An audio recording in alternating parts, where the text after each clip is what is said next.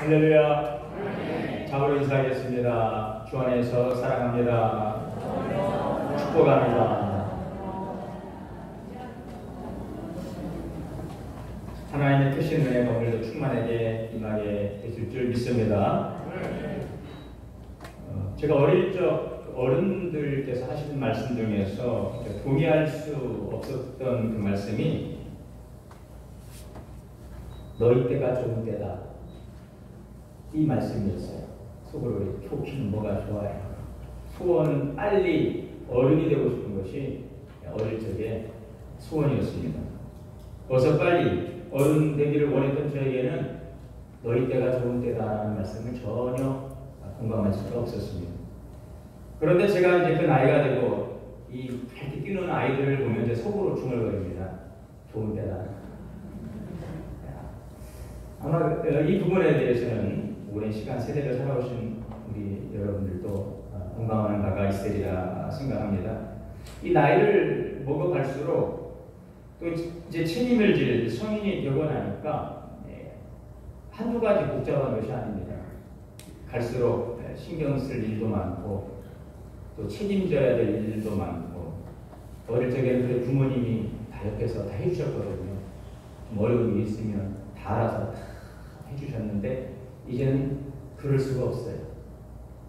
이제 제가 다 해야 되는 거죠. 이제는 나만 책임지는 것이 아니라 가족을 책임져야 되고, 그 가족의 가족을 책임져야 되고, 또 사회에 나가서 또 관계 속에서 책임지고 해야 될 일들이 참 많습니다. 그래도 저는 목사로서 감사합니다. 왜냐하면 이 목회자라는 역할과 자리는 많은 혜택이 있습니다. 우리가 밖에 나가서 생활하는 이 세상처럼 살벌하고 치열한 그 생존의 현장은 아닙니다. 그래서 우리 성도님들을 생각하면 저는 굉장히 안전한 곳에서 보호받고 있어요. 사랑받고 보호받고 때로는 격려도 받고 또 존경도 받기도 하고요. 여러분들이 살아가고 있는 치열한 그 사회처럼 경쟁이나 생존을 위한 몸부림이 없습니다. 주신 것에 감사하고 맡겨진 일에만 집중하면 저는 충분합니다. 그래서 저는 사실은 우리 여러 성도님들을 주일날 뵙고 치열한 삶 현장에서 오셔서 하나님께 예배드리는 여러분들에게 승리하십시오, 이기십시오, 이렇게 드리는 말씀이 사실 좀 죄송스럽기도 하고 좀 미안합니다. 그런 마음은 여러분들이 이해해 주시기 바랍니다. 목사님이 이 살벌한 세상에서 안 살아봐서 그렇지 얼마나 좀 힘든지 아십니다. 저는 잘 몰라요. 여러분들만큼 알 수가 없죠. 그러나 그 목회자의 마음은 제가 이제 모르겠습니다. 그 정신적으로는요 굉장히 저도 근심이 많아요. 그건 무엇입니까? 그런 예전에 속담이 있지 않습니까? 가지 많은 나무에 바람 잘한다. 저는 우리 성도님들 걱정하는 것밖에 없어요. 어느 목사님이나 다 마찬가지예요. 그거는요. 목사가 참 기쁠 때는 우리 성도님들이 잘 되었다고 소식을 전할 때 내일처럼 기쁘고요. 힘들고 어렵다고 하면 내일처럼 속상하고 내가 부족하구나, 내가 참 뭘 잘못했구나, 이런 마음이 자책이 들 때가 참 많기 때문에 여러 성도님들을 위해서 기도하고 항상 좋을 수는 없잖아요. 그죠? 좋은 일도 있지만 또 일어나는 어려움들이 있고, 제가 예전에 신방을 다녀보면은요 좋다는 건 한 번도 없어요. 아빠 죽겠대요.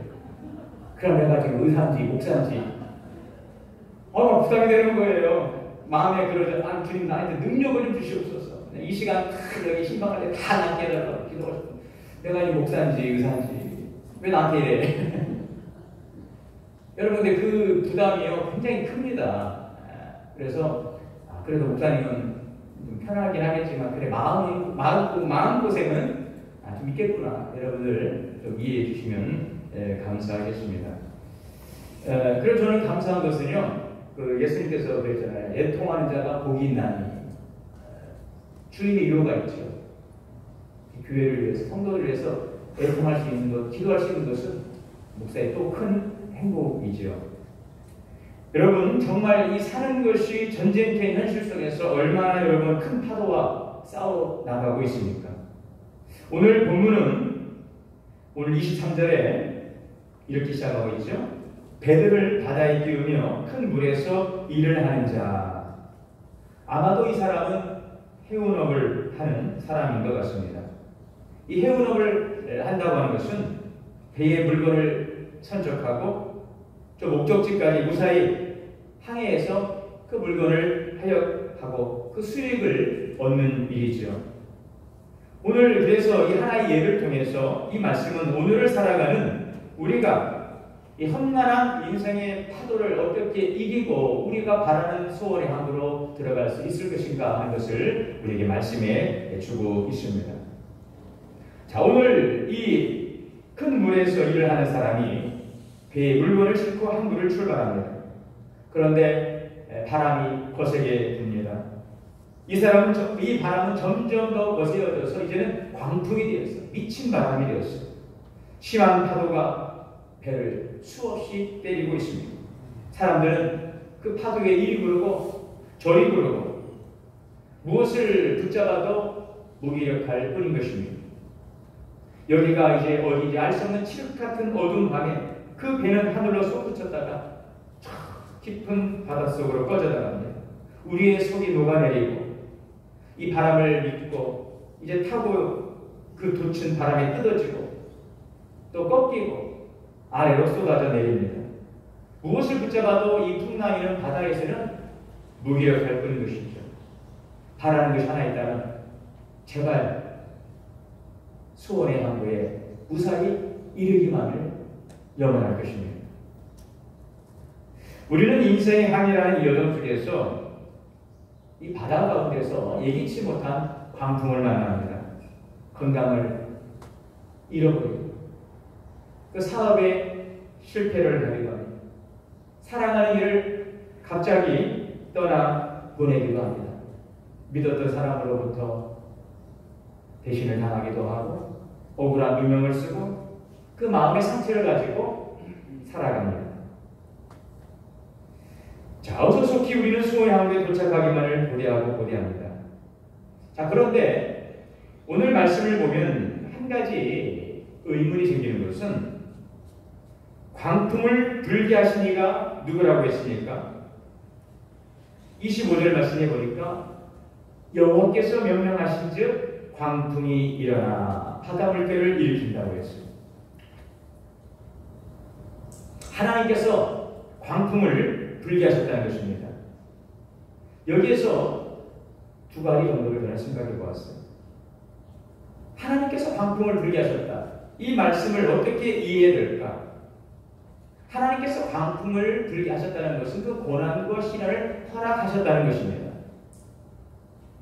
왜 그러셨을까? 오늘 우리가 읽은 이 본문은 이스라엘 백성들이 이제 바벨론 포로 생활에서 귀환하게 된 그 사실을 기념하며 쓴 시편의 시입니다. 이스라엘 백성들은 만물의 창조자가 되신 하나님, 이스라엘 백성들을 선택하셨던 그 하나님을 온전히 믿고 그 말씀에 순종하고 살지 못하고 하나님의 말씀을 거역하고 우상을 섬기며 하나님의 품을 떠나서 자신의 의지대로 살아가고자 했습니다. 이제 하나님은 그들을 깨닫고 돌이키게 하시고자 그 국가적 어려움을 통해서 이방 나라로 하여금 그 나라의 그 땅에 시련을 주시고 이제는 그들을 연단하십니다.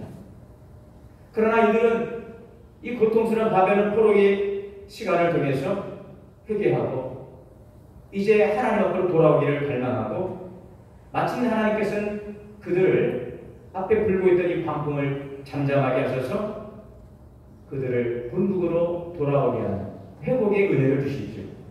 마침내 이스라엘 백성들을 수원의 항구로 인도하셨다 하는 것입니다. 이것이 이스라엘 백성들에게 광풍을 주신 이유라고 하는 것이죠. 그들에게 허락된 바벨론 70년의 종살이였던 것입니다. 지금 우리는 일찍이 경험해보지 못한 이 코로나 바이러스로 인해서 전 세계가 아파하고 있습니다. 고통하고 있습니다. 도대체 이 코로나가 어디서 온 것일까? 많은 학자들의 연구와 발표도 있지요. 얼마 전 유튜브를 통해서 한 교회를 섬기는 그 목사님의 그 말씀이 굉장히 깊이 공감이 되었습니다. 이 목사님께서는 이 공감의 시대라고 하는 책을 쓴 제레미 리프킨의 그 글을 인용하면서 이런 이야기를 하셨습니다. 1990년대까지만 해도 인간이 지구상에서 차지하고 있던 땅은 14% 정도 되었다고 합니다. 그런데 2000년이 되면서 이제는 인간이 차지하고 있는 거주하는 땅이 77%가 되면서 그만큼 동물들이 차지하고 있던 이 공간을 사람들이 차지하게 되었다는 것이죠. 그러니까 이 오랫동안 이 동물 세계에 머물고 있던 이 박테리아나 이 바이러스가 자기들도 살아야 되겠기에 누구에게 옮겨갈까 이 고민하다가 인간 세계로 넘어온 것이 코로나19다. 그런 의미에서 이것은 바로 지구가 자기를 지키기 위해서 백신이라는 바로 이것이 이 백신이라고 말하는 사람도 있다는 이야기를 하고 있어요. 자, 그런데 이런 위기에 대해서 일찍이 과학자나 이 감염병학자들은 계속해서 이런 위기가 올 것이라고 여러 차례 경고했는데 그냥 무시하고 지나가다가 결국은 오늘 이런 현실에 이르고 말았다고 하는 것이죠. 그러므로 사실은 인간의 행위에 빚어낸 결과가 바로 오늘 코로나19 바이러스라고 하는 이 현실을 우리가 맞이하게 되었다 하는 이야기죠. 자, 그러나 그렇다고 해서 이것을 하나님에 대한 심판이라고 또 인간을 치시는 하나님의 징벌이라고 우리가 바로 단정해서는 안 된다는 것이죠. 왜냐하면 사실은 이러한 세상을 만든 사람들은 과도한 소비나 과도한 필량을 추구한 사람들이 의한 것이기 때문에 대다수의 많은 사람들이 가난 속에 서덕이고 살아가는 사람들은 사실은 이러한 일들의 피해자라는 것이죠. 그러므로 지금 중요한 것은 서로의 시시비비를 따지며 경제하고 심판의 말들을 하기보다는 이 위기의 시대에 자신을 성찰하고 어떠한 방식으로 이제 우리가 살아가야 될지를 깊이 고민하고 자성하는 그런 계기로 삼아야 된다는 그런 내용이었습니다. 여러분, 그렇습니다. 이 위기는 성찰과 성숙과 성장의 기회가 될 수가 있습니다. 오늘 본문의 배경이 된 이 바벨론 포로기 시대는 이스라엘 역사의 가장 어두운 시기였어요. 그러나 그들은 포로로 잡혀가 천대받고 희망도 없는 이 칠흑같이 어두운 시기에 하나님으로부터 주시는 소망을 붙들고 하나님을 찬양하고 경배하고 그 말씀 앞에 돌아옴으로 그 회복의 역사를 맞이하게 되는 것입니다. 그리고 그들은 무너진 성벽을 재건하고 성전을 건축하는 은혜를 누리게 된 것이죠. 이것이 이스라엘 백성들에게 준 고난의 은혜였던 것입니다. 고급 구두일수록 많이 두들겨 맞고 손이 많이 간다는 말이 있습니다. 또 다이아몬드도 커팅이 많이 된 것일수록 고급 보석이다라는 말도 있죠. 이 프랑스의 수학자의 물리학자이며 사상가인 이 파스칼, 우리가 파스칼 하면은 가장 떠오르는 말은 인간은 생각하는 갈대다 하는 말과 그가 쓴 유명한 단상, 모음집, 팡세라고 하는 그 책이죠. 이 팡세는 파스칼이 924편의 아주 주옥 같은 그 글들을 모은 그 책입니다. 이 안에는 기독교의 진리와 하나님의 은총에 대한 그런 짧은 글들이 담겨져 있는데 이 책에서 파스칼은 바로 하나님이 없는 인간의 비참함에 대해서 이야기를 하고 있습니다. 또한 하나님께서 함께하는 인간의 행복이 무엇인지에 대해서 이야기를 하고 있죠. 자, 그런데 파스칼은 39이라고 짝 길지 않은 인생을 살았는데 그는 선천적으로 많은 병에 시달렸어요. 그가 건강을 유지했던 데는 불과 몇 년에 불과하다고 합니다. 그런데 그는 절망적 상황에서 이렇게 고백합니다. 내가 찾고 구하는 것은 하나님뿐입니다. 육체의 병이 영혼의 약이 되었어요. 내가 아는 지식은 단 하나, 주님을 따르는 것은 선이요, 주님을 거역하는 것은 악입니다. 그 고난 속에서, 그 질병의 고통 속에서 그는 이러한 깊은 성찰과 깨달음의 글을 쓰고 있습니다. 오늘 우리가 맞이하고 있는 이 상황 속에서 여러분이 하루하루 참 살아가기가 힘겹고 버겁습니다. 그러나 이때에 우리의 영혼을 소생하게 하시고 우리의 영혼에 새로운 생수를 부으시는 하나님의 놀라우신 은혜를 경험할 수 있게 되시기를 바랍니다. 우리의 영혼을 새롭게 하시는 깊은 영혼의 승부를 건져 올리는 은총의 시간으로 만드시기를 주의 이름으로 축원합니다. 지난주 중에 가까운 곳에서 이 목회하시는 우리 손흥배 목사님들과 저녁을 함께 했습니다. 대화의 중심 주제도 당연히 코로나19였습니다. 앞으로의 전망을 이야기하면서 또 미래에 대해서 철저한 준비를 해야 된다는 내용들이었어요. 그래서 각자 교회가 어떻게 지금 대처하고 있고 어떻게 이 온라인 예배나 여러 가지 지금 어려운 상황 속에서 목회하고 있는지 함께 각자 교회 의견들을 나눴어요. 무엇보다도 이 온라인 목회죠. 많은 부분을 고민하고 있었습니다. 그래서 방송 장비도 새로 구입하고 또 홈페이지도 또 새롭게 구축한 교회도 2개의 교회나 되었어요. 어느 교회는 새벽 예배를 실시간으로 중계하고 또 어떤 교회는 우리 신부권사님들이 나오셔서 교회에 오셔서 성전에서 성경을 계속해서 이어가면 통독을 합니다. 그거를 촬영해서 홈페이지에 올리고 교인들과 함께 그 성경을 일독할 수 있도록 함께 성경 읽기 운동을 전개하고 있는 교회도 있습니다. 또 드라이브스루에서 차로 그 성도님 집 앞에 가서 문 앞에서 기도해 드리고 신방하는 또 그렇게 하는 교회도 있었습니다. 뭐 주일 예배를 실시간으로 중계하고 또 유튜브를 통해서 볼 수 있게 하고요. 지금 온라인 성경 공부도 진행을 하고 있는 교회도 있습니다. 그런데 참 어려운 부분이 이 교회 학교 운영이었습니다. 교회 학교 운영에 어려움을 겪고 그래서 이제는 교단과 노회 차원에서 콘텐츠를 좀 개발해서 지역 교회와 협력해야 된다는 이야기도 있어요. 그러고 보니까 목회가 더 바쁘고 사실은 힘들어졌어요. 어려워졌어요. 이제는 예배도 교육도 설교도 그냥 찾아가야 돼요. 온라인을 통해서 소통합니다. 그러다 보니까 이제는 일정한 틀 속에서 해오던 이 기존의 목회 사역이 아닌 새로운 전환이 필요합니다. 예배도 그렇고요. 설교도 그렇고요. 신방도 교육도 그렇습니다. 이러한 목회 사역은 여러분 지식이나 어떤 정보를 단순히 제공하는 것이 아니라 이러한 변화는 시스템과 환경에서 이제는 영성을 또 담아내야 된다는 것이죠. 단순히 프로그램을 만들고 제공하는 차원이 아니라 새로운 프로그램과 환경에 적응하며 또 성도들과는 영적으로 소통하고 신앙적인 성장과 성숙을 위해서 더 깊은 영성이 요구되고 있는 것이 현실입니다. 이것이 채워지지 않으면 또 다른 한계에 봉착할 수밖에 없게 되는 것이죠. 그래서 저도 이러한 기회를 통해 더 깊은 영성을 갖도록 이 목회적인 노력이 필요하고 또 그러한 기회다. 그래서 여러분도 저도 교회도 더 나아가 오히려 이러한 때가 한국교회도 더 성장하고 성숙할 수 있는 기회가 될 수 있기를 소망하고 또 그렇게 될 줄 믿습니다. 오늘 이사들의 말씀입니다. 여호와께서 행하신 일들과 그의 기이한 일들을 어디에서 본다고 그랬습니까? 어디에서요? 제 얼굴에 나와 있습니까? 자, 깊은 바다에서. 깊은 바다에서 본다고 그랬어요. 하나님께서 행하시는 행사와 기사를 어디에서 본다고요? 깊은 바다에서 본다는 것입니다. 여러분, 하나님께서 행하시는 행사와 기사를 지금 저와 여러분의 인생의 바다에서 볼 수 있는 은혜를 이 어려운 시기를 통해서 경험하게 되시기를 바랍니다. 내가 타고 가는 배가 광풍으로 인해서 지금 하늘로 올라갔다 깊은 곳에 떨어지고 있습니까? 속이 내려앉고 울렁거리고 녹아지고 있습니까? 정신이 아득해지고 있습니까? 그러나 오늘 그 자리가 전능하신 하나님께서 당신의 기사를 베푸시는 오늘 놀라운 기적의 현장이 될 수 있게 되시기를 바랍니다. 또 한 가지는 하나님이 광풍을 불게 하셨다고 했는데 여기서 두 번째로 생각해 볼 것은 광풍을 불게 하신 하나님께서 광풍을 어떻게 하셨습니까? 잠잠하게 하셨다는 것입니다.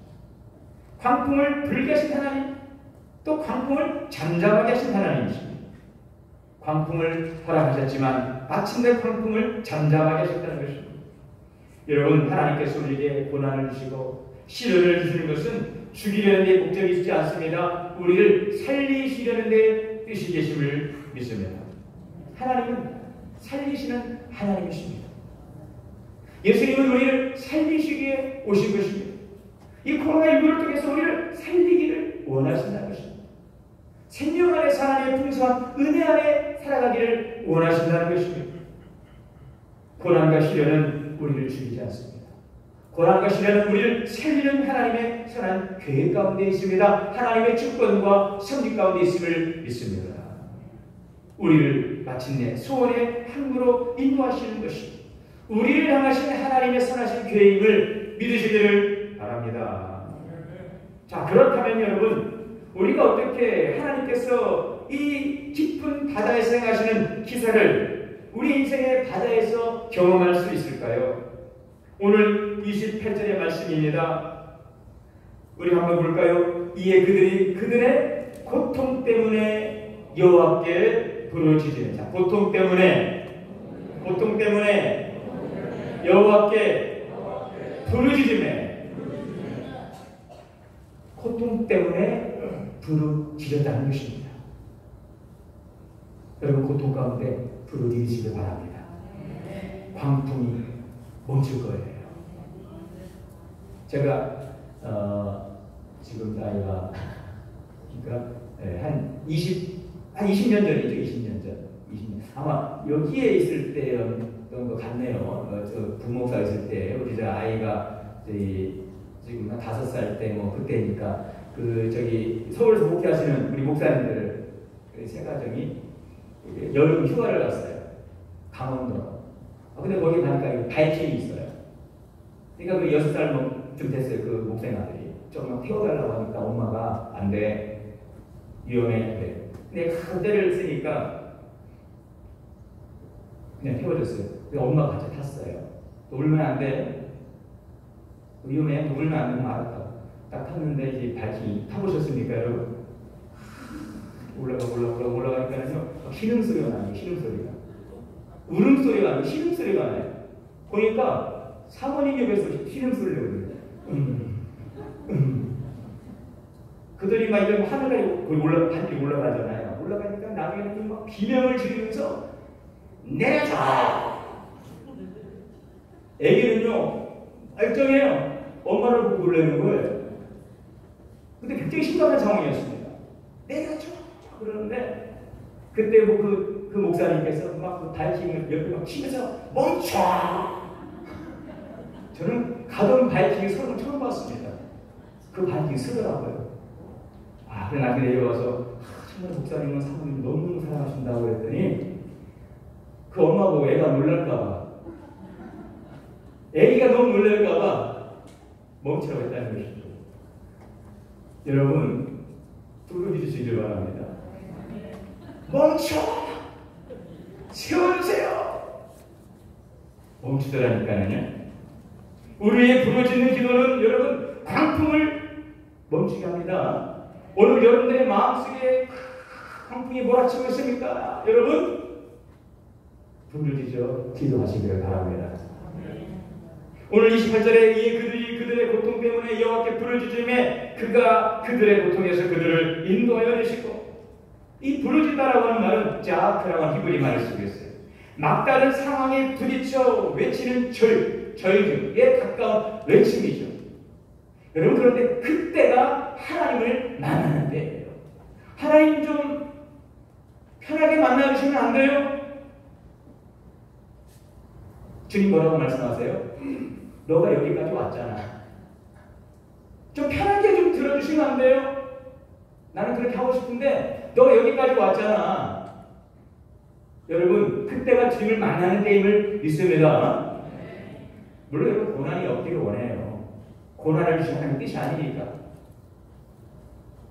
그러나 이 막다른 상황 속에서도 우리가 절규에 가까운 외침을 부르짖어야 되는 것이죠. 그때에 하나님께서 우리의 부르짖는 기도에 응답해 주신 것입니다. 다윗은 고난의 시기마다 부르짖어 기도했어요.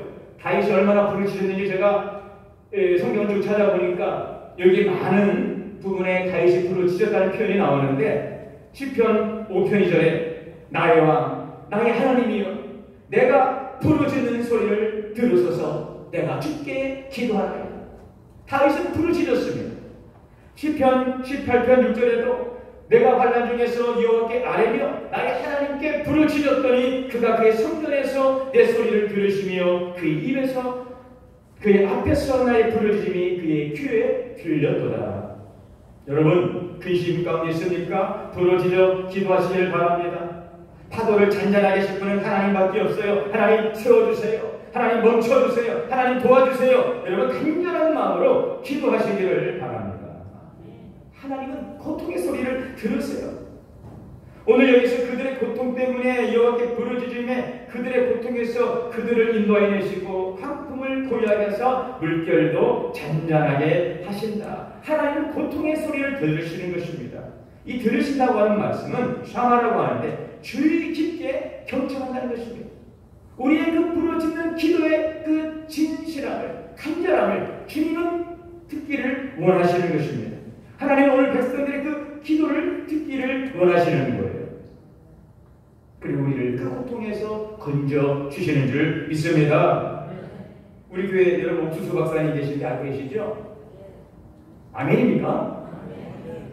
네, 우리 원로장님이신데 40년 동안 이 옥수수 품종 개발 연구하셨는데 단맛 옥수수로 15년 동안 한참 개발하셨고 지금은 또 찰 옥수수를 개발해서 15년 동안 연구하셔서 그 성과를 가지고 있는데 우리나라 3대 옥수수로 지금 발돋움하시기 위해서 기도 중에 계시는데요. 지지난주에 제가 연구소를 방문해서 예배를 드렸습니다. 그래서 직접 개발하셔서 재배하신 옥수수를 주셔서 가져와서 삶아서 그 아래층과 나누었어요. 나눠드렸어요. 얼린 거를. 그때 그 다음날 엘리베이터에서 만나는데 그걸 막 물고 나오시더라고요. 아 맛있어요. 이렇게 제가 자랑했죠. 우리 교회 장모님 박사님이신데 개발하셨거든요. 다음에 또 드릴게요. 장모님 또 주세요.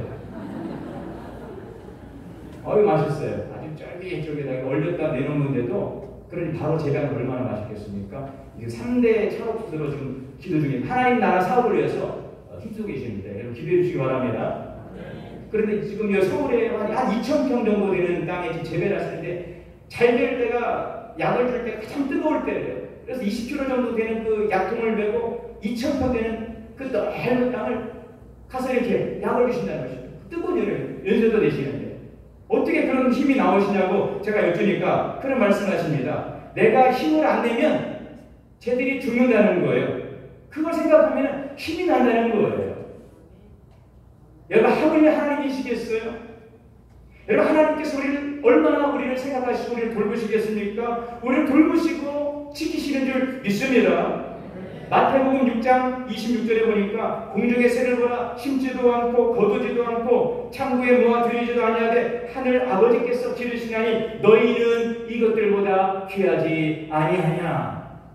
우리를 살리는 것이 하나님의 뜻임을 믿으시기를 바랍니다.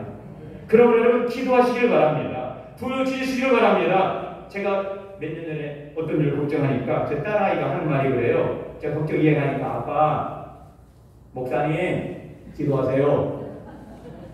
그래서 그랬죠. 나 기도해. 그랬더니 뭐라고 하세요? 걱정하는 것과 기도하는 것은 다릅니다. 아주 머리 띵 했어요. 걱정하는 것과 기도하는 것은 다르다. 여러분 걱정은 다 합니다. 여러분 걱정하고 있습니까? 기도하고 있습니까? 부르짖어 기도하시기를 바랍니다. 이사야 55장 1절에 너희는 여호와를 만날 만한 데 찾으라. 가까이 계실 때 그를 부르라. 오늘 30절의 말씀입니다. 그들이 평온함으로 말미암아 기뻐하는 중에 여호와께서 그들이 바라는 항구로 인도하시는도다. 할렐루야. 그들은 고통과 두려움 속에서 사투를 벌이던 그들입니다. 그때 그들은 하나님께 부르짖습니다. 하나님 도와주세요. 하나님 살려주세요. 마침내 배를 집어 삼킬 것처럼 불어닥친 바람도 잦아들고 물결은 잔잔해집니다. 저 멀리 등대에 불빛이 보이기 시작합니다.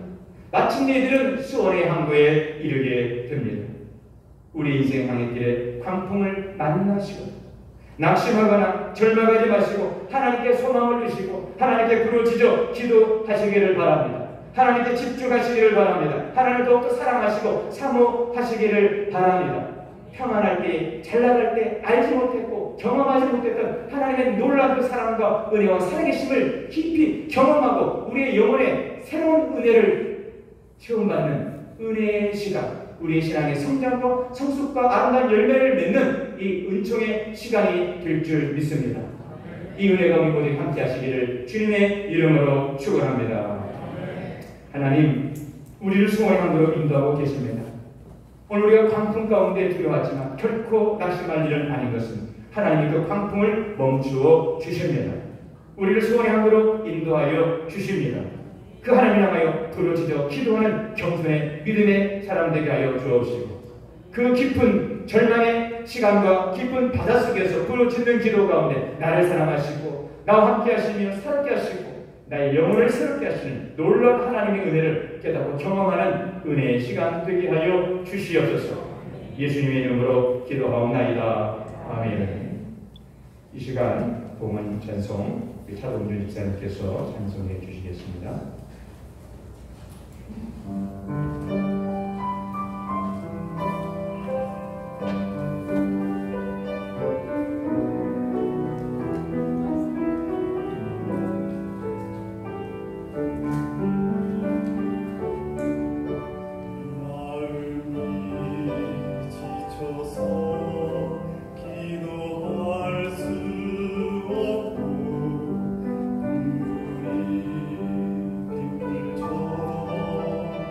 그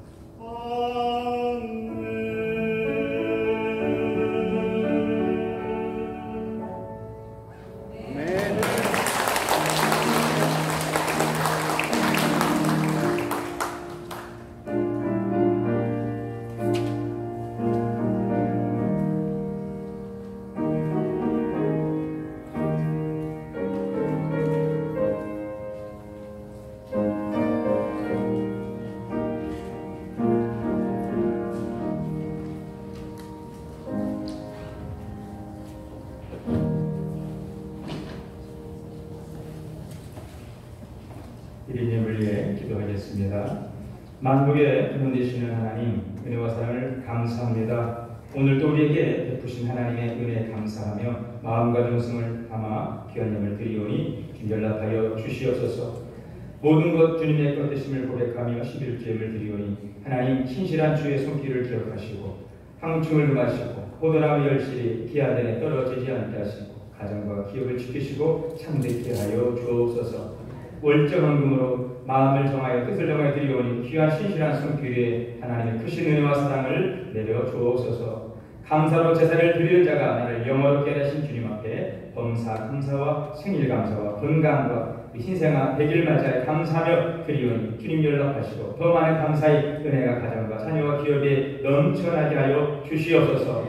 선교 헌금으로 드리오니 선교 지역과 세계 열방에 하나님의 복음을 전하는 귀한 예물을 되게 하시고 미래 세대를 위한 장학 예물을 통하여서 다음 세대가 더욱더 하나님 세워져가는 귀한 헌신 되게 하여 주옵소서. 맥주 감사로 드리오니 연락하시고 교육과 깊은 구입을 위해 특별한 공예를 축복하사 하나님 선한 계획을 이루어가는 귀한 예물 되게 하옵소서. 쓰이는 곳마다 주님의 놀라운 역사가 나타나게 하시고 하나님 마음은 이제 힘들고 어려워서 이 몸 마음으로 나왔습니다. 주님께서 이루어하시고 몸과 마음으로 주여 헌신하는 사랑하는 손길도 이렇게 이루어하시고 주 앞에 더 아름다운 헌신 드릴 수 있도록 가정과 기업을 축복하여 주시옵소서. 예수님의 이름으로 축복하며 기도하옵나이다. 아멘.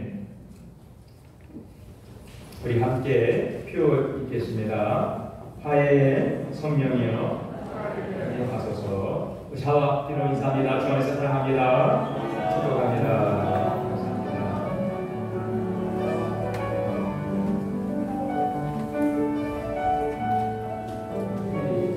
세가족 먼저 할까요?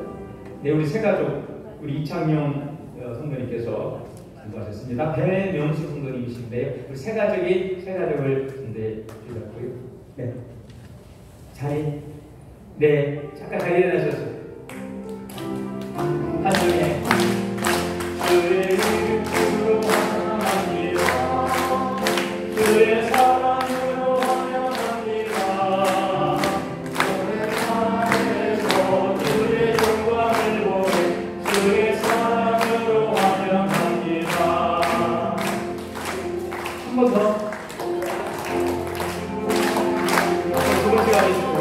그의 사랑으로 환영합니다. 주의 영광을 보내 주의 사랑으로 환영합니다. 감사합니다. 우리 주보 광고 보시겠습니다. 예배 후에 세 가지들에서 기념 진행하도록 하겠습니다. 주보 광고를 보시면 되겠습니다. 예배 안내 2부 예배 오늘부터 오전 9시 예배를 시작했습니다. 꽤 많이 오셨어요. 많이 오셔서 예배를 우리 교회 학교 선생님들과 성도님 함께 해주셨는데 당분간 2부 예배 오실 수 있는 분들 중에 분산해서 예배 드릴 수 있도록 여러분들 또 협조해 주시면 감사하겠습니다. 또 교회 학교 우리 중고등부 예배가 오전 11시에 모이면 철저한 방역을 하고 잘 이제 모여지고 있습니다. 그래서 기도해 주시기를 바라겠습니다. 주보 묵상 함께 해주시고요. 또 영상 예배 주보 교회 예배문 홈페이지를 통해서 안내 받으시기를 바라겠습니다. 봉사자를 모집하고 있습니다. 읽으시고 내는 이 내용에 함께 협력해 주실 분들은 사무실로 문의해 주시고요. 또 이거 교회에서 매주 토요일 우리 시부장님 분과 남신부에서 봉사해 주고 있습니다. 감사합니다. 신도에별로 많은 협조 부탁을 드리겠습니다. 당분간 교회 안에 소모 모임이 금지되어 있습니다. 예배 및 소모 모임은 신도회 안에서 잘 응원해 주셔서 진행해 주시기를 바랍니다. 전국 장로대회는 7월 20일부터 2박 3일간 홍천에서 있습니다. 우리 김만준 집사님께서 오랫동안 병상에 계셨는데 하나님의 부름을 받으셨습니다.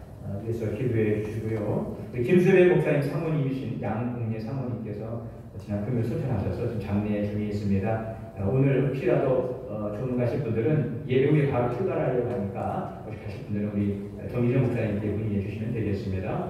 이번 주간은 김관우 목사님, 최순희 목사님의 휴가가 있습니다. 네, 이상 안내 드렸습니다. 이제 자리에서 일어나셔서 찬송하시고 오늘 예배 마치겠습니다.